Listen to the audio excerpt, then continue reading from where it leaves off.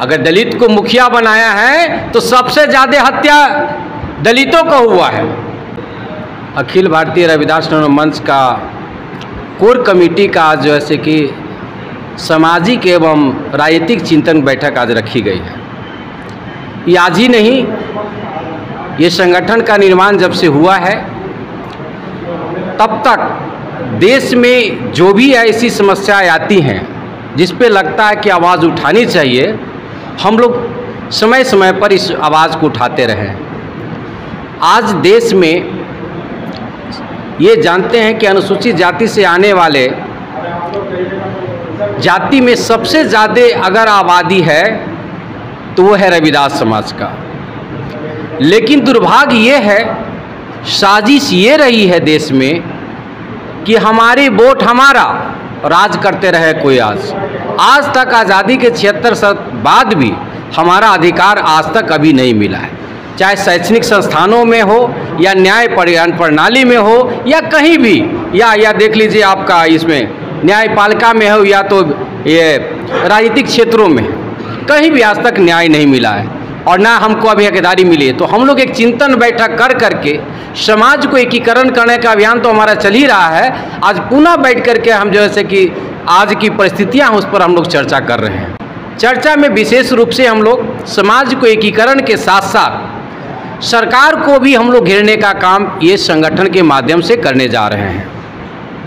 आज विशेष घोषणा जो आज करने जा रहे हैं हम कि आने वाले 2024 फरवरी में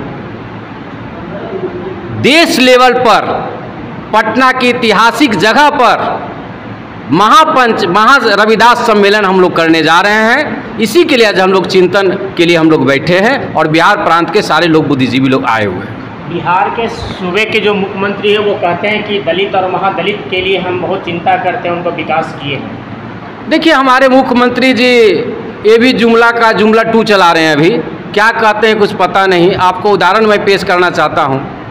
2017 में नीतीश बाबू ने क्या कहा, एक रिलेशन संसद में पेश किया विधानसभा में कि निजी संस्थानों में आरक्षण मैं आज से दे रहा हूँ। लेकिन आज 17 से लेकर करके 2023 हुआ, सरकार जितने भी सरकारी संस्थानों को क्या करे प्राइवेटेशन की ओर ले गई है, सब कॉन्ट्रैक्ट पर ले गई है। लेकिन आज तक वो जो आरक्षण की व्यवस्था किया है कोई डिपार्टमेंट में कहीं जो है कि उसका जैसे कि अभी पालन नहीं किया गया। जितने भी कॉन्ट्रैक्ट पर बहाली हो रही है कोई आरक्षण की व्यवस्था नहीं है। तो इनकी कथनी और करनी में फ़र्क है। खास करके दलित समाज इसको समझ गया है और नहीं समझा है तो हमारा टीम जो है बिहार के हर कोने में जा करके ये समझाने का काम करेंगे कि ये सरकार सिर्फ ठगने का काम कर रही है और ठगने के अलावा हमारा झांक देने से बहुत पीछे भागते रही। बिहार में जो आज जातिक बेसिक पे जो राजनीतिक हो रही है, सभी जाति दल अपने अपने बैठक कर रहे हैं और इसमें रविदास समुदाय का कहीं राजनीतिक में कहीं एक पैसा वैल्यू नहीं है। कुछ लोग हैं सिर्फ अपने पर्सनल फायदे के लिए राजनीति कर रहे हैं। मैं आपके चैनल के माध्यम से मैं कहना चाह रहा हूँ कि रविदास जाति को भी राजनीतिक में बढ़ चढ़ के हिस्सा लेना चाहिए और हक को मिले, ताकि हम लोग भी राज्यसभा से विधान पार्षद और विधायक सांसद बनकर जाएं और अपने समाज के लिए लड़े और बोले और हक हिस्सा के लिए लड़ते रहें। हम यही संदेश देना चाहते हैं कि हमारे जितने परिवार है रविदास परिवार, मैं सबको घर घर में जा कर के संदेश देने का काम करूँगा कि जगो और अपने अधिकार के लिए लड़ाई लड़ते रहो। चैनल के माध्यम से सरकार को ये सूचना देना चाहता हूँ कि जो हमारी भागीदारी है उसे देने का कष्ट करें और कष्ट नहीं करेंगे तो हम लोग भागीदारी अपने आप से छीनना भी जानते हैं। क्योंकि हमारे बाबा साहब ने कहा था शिक्षित बनो, संगठित हो, तब जाके लड़ाई लड़ो। हम लोग आज तो शिक्षित हो गए हैं, संगठित होने के लिए कार्य में लगे हुए हैं और छीनना हम लोग सीख जाएंगे। तो वर्तमान में आप मुखिया हैं, उसके बाद भी और क्या मांग करते, क्या छीनना चाहते? क्या मुखिया आज तो मुखिया जितना भी है, मुखिया का जो भी कार्य है, आज हमारी बिहार की सरकार जो है दोहरी नीति है। जितना भी मुखिया का 19 जो समीकरण है उसको भी छीन रही है। जैसे आप देखिए पंचायत सरकार भवन जो हम लोग मुखिया लोग बनाते थे, आज एलईओ को मिल गया। क्या मुखिया को दे रहे हैं जी? कभी रजिस्ट्री भी बंद कर दिए आपने। क्या मुखिया को फ़ायदा हो रहा है? आवास से भी हटा दिए। मुखिया को क्या फ़ायदा किए आपने? मुखिया को तो कोई फ़ायदा नहीं किए। जो भी ऊपर से केंद्र से या राज्य से जो भी कोष आता था उसको भी काटने का काम किया आपने। आप कहते हैं सब चीज़ में बंधित कर दिए हैं। ये बताइए, सबसे पहले हमारे यहाँ नली गली चाहिए कि हम लोग फील्ड को सौंदर्यीकरण करें। पहले तो जहाँ हम रहते हैं उसकी साफ़ सफाई हमको ज़रूरी है। फील्ड सौंदर्यीकरण कीजिए, पोखरा बनाइए। मान लीजिए हमारे यहाँ पोखरा घाट नहीं है तो वो पैसा क्या होगा? इस सरकार कोई नीति लगावे।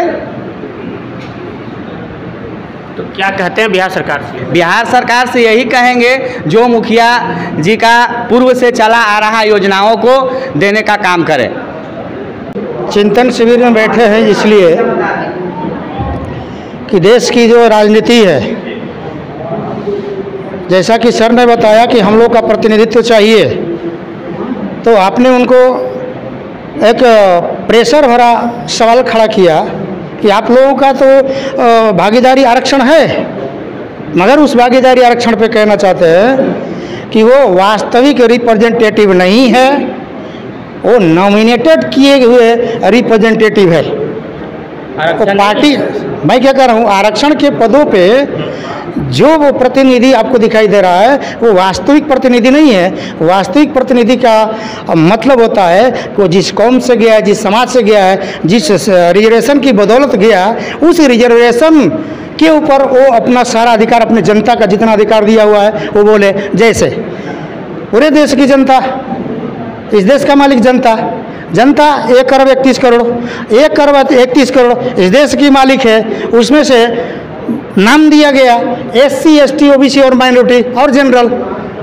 तो जैसे किसी बाप के 5 बेटे, उसी तरह से भारत देश के 5 बेटे SC ST OBC और माइनॉरिटी और जनरल।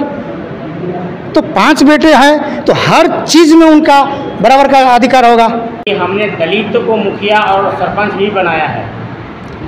निश्चित, अगर दलित को मुखिया बनाया है तो सबसे ज़्यादा हत्या दलितों का हुआ है। इस पर तो चर्चा वो नहीं करेंगे कि सबसे ज़्यादा अत्याचार उस पर हुआ है। आज भी हर चीज़ से महरूम वही है। सिर्फ मुखिया बना देने से नहीं हो गया। मुखिया बना है तो अपने बलबूते बने, आपने सिस्टम लिया, जो भी सरकार रहता है सिस्टम में अपने लाने का काम किया है। लेकिन सबसे ज़्यादा हत्याएं आज सबसे बड़ा अगर ये देखिएगा हमारे देश में कि छुआछूत की आज भी विकराल रूप है, और जिसका कारण है कि सबसे ज़्यादा अत्याचार हम लोगों पर हो रहा है। ये नीतीश बाबू क्या कहते हैं नहीं कहते हैं, इनको सब हम लोग सब जानते हैं। खास करके दलितों के साथ इन्होंने बांटने का काम किया, दलित महादलित बना दिया। देखे कि जो ही दलित एकत्रित हो रहे हैं, संविधान अधिकार की लड़ाई लड़ने का काम कर रहे हैं, तुरंत उन्होंने क्या किया कि दलित महादलित बना के बांटने का काम किया, और बांटने बांट करके हम लोग को तोड़ने का काम किया। इनका सारा जुमला लोग समझ चुका है, अब इनके जुमला में हम लोग आने वाले नहीं हैं। संदेश यही देना चाहते हैं कि हमारा जो आरक्षण है सभी में मिलना चाहिए। विधानसभा हो, राज्यसभा हो, यदि निरीक्षण प्राइवेटाइजेशन है उसमें भी शिक्षा चाहिए। कि पहले हम लोग खास करके अनुसूचित जाति से आने वाले, देश में अनुसूचित SC ST से आने वाले लोग पहले सामंतवाद से डरते थे, और वो लोग सामंतवादी हम पर दोहन किया करते थे। लेकिन ये 10-15 वर्षों में खास करके बिहार में न्यू सामंतवाद पैदा हो गया है, और वो न्यू सामंतवाद, वो जो दिखाई पड़ रहा सामंतवाद से ज़्यादा भयानक है। रहते तो हमारे बीच में हैं, बोलते तो हमारे हैं, लेकिन सबसे ज़्यादा अत्याचारी और सबसे ज़्यादा जात पात फैलाने वाले न्यू सामंतवाद है। इसको हमारे सब लोगों को समझना होगा, दोस्त और दुश्मन को समझना होगा हमारा। लोगों को मैं आग्रह करना चाहता हूं कि 2024 में जो फरवरी में जो रविदास महासभा जो होने जा रही है, सबों का तन मन से सहयोग चाहिए। जब तक संख्या बल के साथ हुकार नहीं बढ़ेंगे, ये सरकार, गूंगी बहरी सरकार हमें नज़रअंदाज करते रहेगी। हिस्सेदारी के लिए हम लोग गोलबंद होने जा रहे हैं। ये मैसेज आपके माध्यम से देना चाह रहे हैं कि आपके चैनल से माध्यम से मैं एक चीज़ मांगना चाहता हूँ सरकार से कि सही में दलितों की हिस्सेदारी देना चाहते हैं तो लोकसभा राज्यसभा में आरक्षण भी कोटा लागू किया जाए, विधान परिषद में आरक्षण लागू किया जाए। आज आप जानते हैं हमारा आरक्षण नहीं है और इसी लेकर के कहा है राज्यसभा विधानसभा में हमारे लोगों को नहीं भेजा जाता है। वो सारे पार्टियां मालदार लोगों को बेचती हैं जो कि देश से समाज से कोई लेना देना नहीं है। वो धन एकत्रित करने के लिए एक व्यवस्था बना हुआ है राज्यसभा और विधान परिषद। तो मेरा मांग है कि दोनों जगह आरक्षण होना चाहिए। आरक्षण रहेगा तो निश्चित मेरा जो कोटा होगा मेरे समाज के चुन के वहाँ जाएंगे, ये हमारा मांग है। आपका शुभ नाम? मेरा नाम अशोक कुमार, मैं अखिल भारतीय रविदास मंच का राष्ट्रीय अध्यक्ष।